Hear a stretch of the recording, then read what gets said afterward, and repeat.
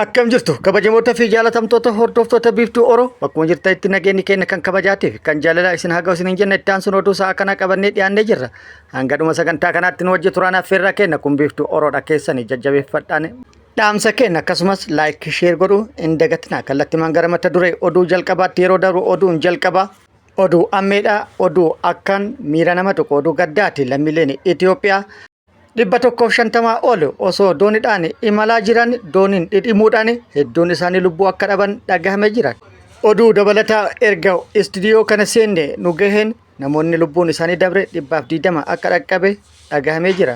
Dabalata oduu kana qabannee jirra. Oduun itti aanu Itoophiyaan akka addunyaatti hawwata investimentiitiin sadarkaa dhumaa irra akka jirtu dhaabbanni tokko gabaasa dhiyeessan ibsee jira. Sababni isaas maal akka ta'e kaa'ee jira. Dabalata isaa isin hin geenna. Oduun itti aanu oduu oolmaa Oromiyaati. Oduu oolmaa Oromiyaati lolli Oromiyaa bakkoota garaagaraatti loltoota mootummaatti waraana bilisummaa Oromoo gidduutti deemaa jiru. Akkuma itti fufeetti jira waraanni bilisummaa Oromoo lola bakkoota garaagaraatti deemaa jiru kana irratti haleellaa humnoota mootummaa irratti raawwatuun injifannoo gagabbataa argataa kan jiru akka ta'e beeksisee jira. Dabalata odeeffannoo kana isiniin geenna. Oduu biyya alaatiin Raashiyaatti waggaa 500 booda volkaanoon deebi'ee dhohe jedhamee jira. Oduu kanneenii fi kan biroo wajjin isin wajjin kan turu ani Barisoo ganamooti guutuun oduu akka itti aanu kanatti wal duraa duubaan isiniif dhiyaatu nu wajjin tura. Oduun itti aanu kun oduu akka nama gaddisiisudha. Bidiruun lammiilee Itoophiyaa 150 ol feetee qarqara galaana Yamanitti dhidhimte lubbuu namoota 65 olii galaafatuun dhagahamee jira. Guyyaa kaleessaa jechuun hagayya 3 bidiruun godaantota lammiilee Itoophiyaa 154 ittiin imalaa turan. Galoo galaana Yamanitti dhidhimuudhaan balaa dhaqqabee lammiileen Itoophiyaa 68 kan du'an akka ta'ee fi 74 kan ta'an immoo eessa akka dhaqqaban kan hin beekamin akka ta'e dhaabbanni godaantota mootummoota gamtoomanii IOM himee jira. Dhaabbanni godaantota IOM akka jedhetti godaantonni bishaan irratti bidiruun isaaniin dhidhime kunniin hundi isaaniitu lammiilee Itoophiyaa akka ta'an ibsee jira. Reeffi namoota galaana irratti lubbuun isaanii dabreessi handaara galaanaa kibba Yaman kutaa bulchiinsa Abiyaanitti akka argames himee jira.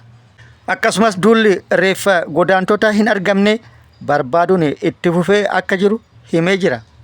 Abdusaator Isooyev hoogganaa dhaabbata godaantota IOM kan damee Yaman godaantota bidiruun ittiin dhidhime 154 ta'an keessaa 12 lubbuun hafuu dhaabbata oduu Associated Pressitti himee jira. Dhaabbanni godaantota IOM bitootessa darbe gabaaseen bara 2024 qofa godaantonni 60 ol gara Yamanitti qaxxaamuru kan ibse yoo ta'u itti dabaluunis galoon galaana Yamanii fi gaafa Afrikaa gidduutti argamu imalli walxaxaan godaantotaan kan irratti gaggeeffamu jedhee jira. Akkasumas rakkoo nageenya hanqina midhaan nyaataa hongee jijjiirama qilleensaa fi akkasumas rakkoo diinagdeetti wal qabatee biyyoota gaafa Afrikaa kan akka Itoophiyaa, Eertiraa, Soomaaliyaa, Jibuutii fi Somaaliilaand keessatti mudatuun wal qabate lammiileen jireenya fooyya'aa barbaaduu fi imala walxaxaa kana kan imalanii fi lubbuu isaanii hedduun kan dhabaa jiran akka ta'es gabaasee jira. Oduun itti aanu Itoophiyaatti namoota yakka daldala namaa keessatti hirmaatan 5 irratti adabbiin murtee du'aa kan murtaa'e akka ta'e beeksifamee jira. Ministeerri deetaa ministeera haqa Balaayihuun Yirgaa yakki daldala namaa fi daangaa seeraan ala ceesisuu yakka yeroodhaa gara yerootti dabalaa dhufe lubbuu namoota hedduu galaafataa jiru ta'uu ibsuun yakkamtoonni yakka kana keessatti hirmaatan akka labsii lakkoofsa 1178tti adabbii hidhaa waggaa 25 hanga umrii guutuu darbeesse adabbii du'aattu itti murtaa'a jedhee jira. Haaluma wal fakkaatuun bara 2017 keessa akka lakkoofsa Itoophiyaatti jechuudha yeroo jalqabaaf namoota 5 adeemsa kana keessatti hirmaatan irratti adabbiin du'aa akka murtaa'e miidiyaaleen biyyattii gabaasanii jiru.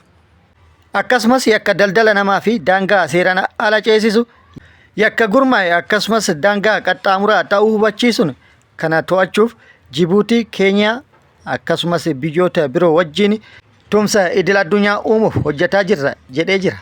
Oduun itti aanu Itoophiyaan hawwata investimentii albuudatiin addunyaa irraa sadarkaa dhumaa irratti argamti jedhamee jira. Itoophiyaan qabeenya albuudatiin kan badhaate yoo taatellee Qorannoon kaampaanota albuuda idil addunyaa gabaasa tibba kana ifa taasiseen Itoophiyaan hawata investimentii albuudatiin akka addunyaatti sadarkaa dhumaa irra jirti jechuudhaan ibsee jira. Dhaabbanni kun qorannoo biyyoota 82 irratti gaggeesse madaaluudhaan sadarkaa dhumaa irratti kan argamtu akka ta'e Itoophiyaa kan ibse yoo ta'u, sababni sadarkaa dhumaa akka baatu isii taasise tokkoffaa rakkoo nageenyaa akka ta'ee fi rakkoo nageenyaa hamaa keessa kan jirtu akka ta'ee fi waraanni naannolee biyyattii garaagaraa keessatti gaggeeffamaa jiru irraa kan ka'e akka ta'es ibsee jira. Lammaffaa waajjirri yookaan biiroon investimentii biyyattii iftoomina kan hin qabne olii hanga gadiitti malaammaltummaan guutamuudhaan haalli waajjiraalee kana keessa jiru kan investoroota abdii kutachiisee fi investimentii duubatti harkise kan ta'e akka ta'e ibsee jira. Walumaa galatti haala murtee gibiraa irratti akkasumas seera investimentii biyyattii fi tasgabbii siyaasa biyyattii irratti hundaa'uudhaan qorannoon gaggeeffame biyyattiin sadarkaa dhumaa irra akka teettu taasisee jira jedhamee jira. Oduun itti aanu kun immoo oduu gaggabaabaadha. Oduu gaggabaabaan dhaabbanni meetirooloojii Itoophiyaa ji'a hagayyaa kana keessa rooba idileetii ol ta'e roobuu waan danda'uu fi miidhaa guddaa dhaqqabsiisuu kan danda'u akka ta'e tilmaamuun qaamolee garaagaraatiif yookaan uummata biyyattii bakkoota lolaaf saaxilamoo ta'aniif of eeggannoo akka taasisan waamicha taasisee jira. Uummanni keenya golba keessa jirtan of eeggannoo barbaachisaa ta'e akka gootan nullee asumaan isin yaadachiifnee jirra. Oduun itti aanu komishinii mirga namooma Itoophiyaa yookaan immoo Human Rightiin Itoophiyaa keessatti rakkoo nageenyaa irraa kan ka'e ilmi namaa jiraachuuf wabii hin qabu jedhee jira. Jiraachuun rakkoo hamaa ta'ee jira. Kanaaf nageenyi akka bu'u qaamonni dhimmi ilaalan hunduu karaa nagaa akka dhufan waamicha taasisee jira. Oduun itti aanu oduu oolmaa Oromiyaati. Oduu oolmaa Oromiyaati. Lolli Oromiyaa bakkoota garaagaraatti godinaalee garaagaraa keessatti loltoota mootummaatti waraana bilisummaa Oromoo gidduutti deemaa jiru cimee itti fufee jira. Lola bakkoota garaagaraatti deemaa jiru kana irratti waraanni bilisummaa Oromoo injifannoo argataa kan jiru akka ta'e ibsee jira. Haaluma kanaan har'as haleellaa humnoota mootummaa irratti raawwateen humnoota mootummaa hedduu hojiin ala taasisuun injifannoo kan argate akka ta'e waraanni bilisummaa Oromoo beeksisee jira. Giddugala Oromiyaa Baha Shaggar aanaa dugdatti haleellaa bakkoota garaagaraatti raawwateen miidhaa guddaa loltoota mootummaa irratti dhaqqabsiisuun aanaa dugdaa ganda waldaa qal'innaa fi fuuchii suyyamaa jedhamanitti haleellaa humnoota mootummaa irratti raawwateen humnoota mootummaa hedduu hojiin ala akka taasisee fi meeshaalee waraanaa hedduus kan hiikkate akka ta'e beeksisee jira. Akka odeeffannoon nu ga'e ibsutti haleellaa raawwate kanaan 10 ol addunyaa kanarraa godaansisee 15 ol immoo madoodhaan kan adabe akka ta'e beekamee jira. Haaluma wal fakkaatuun lixa Oromiyaa bakkoota garaagaraatti fufteedhaan haleellaa raawwataa kan ture yoo ta'u, lixa Oromiyaa Qeellam Wallaggaa aanaa Saasiggaatti bakkoota garaagaraatti tibba kana haleellaa humnoota mootummaa irratti raawwataa tureen humnoota mootummaa hedduu hojiin ala akka taasise waraanni bilisummaa Oromoo beeksisee jira. Haaluma kanaan guyyaa kaleessa aanaa Saasiggaa iddoo addaa Gaarawaataa jedhamutti haleellaa humnoota mootummaa irratti raawwateen humnoota mootummaa hedduu miidhaa akka irratti dhaqqabsiisee fi hedduu addunyaa kanarraa godaansee hedduu madoona akka adabe akkasumas kan harkaan qabeessa akka jiru odeeffannoon gama sirraa nu geette ibsitee jirti. Akkasumas meeshaalee waraanaa hedduu irraa hiikkatu beekamee jira. Walumaa galatti lolli Oromiyaa keessatti bakkoota garaagaraatti har'allee itti fufee kan oole yoo ta'u, bakkoota lolli gaggeeffamaa jiru kanarratti waraanni bilisummaa Oromoo olaantummaan injifannoo kan argate akka ta'es odeeffannoon nu gahee jira. Yeroo itti aanutti immoo dabalata isaa qabannee kan dhufnu ta'a. Har'aaf rakkoo neetwoorkii irraa kan ka'e odeeffannoo guutuu irratti qindeeffachuu hin dandeenye. Gara mootummaatti odeeffannoon jiru immoo mootummaan illee bakkoota garaagaraatti tarkaanfii fudhataa kan jiru akka ta'ee fi bakkoota tarkaanfii fudhataa jiruttis milkaa'aa kan jiru akka ta'e ibsee jira. Oduun itti aanu Raashiyaatti waggaa 500 booda yeroo jalqabaatiif volkaanoon dho'uun himamee jira.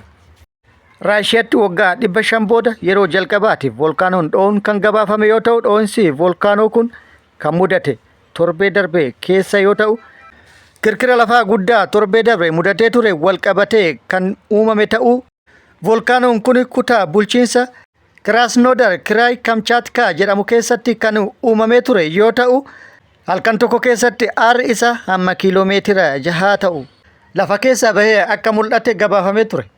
Naannoo namni itti baay'atutti kan hin uumamin akka ta'ee fi balaan namoota irrattis kan hin dhaqqabin akka ta'e beekamee jira yookaan ibsamee jira. Oduun itti aanu dhaabbanni Chaayinaa Wiiraayid jedhamu tajaajila taaksii konkolaachisaa malee biyyoota 6 keessatti kennuuf deema.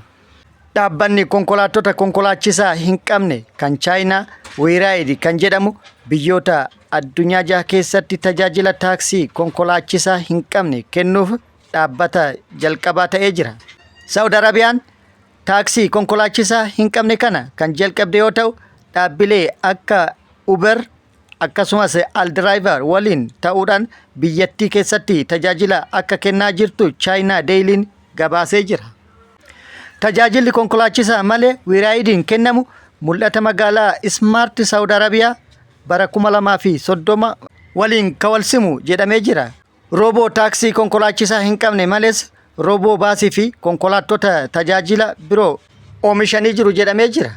Kabajamoota fi jaalatamtoota hordoftoota biiftuu Oroo oduun ammaaf qabanne kan hanga ammaa kana guutuu oduu wajjin isin wajjin kan ture ani Bariisoo Ganamooti. Hanga yeroo itti aanutti deebinee wal agarrutti nageenyi Rabbii isiniif haa baay'atu. Nagatti nu turan hawwii kennaa nagatti nu tura.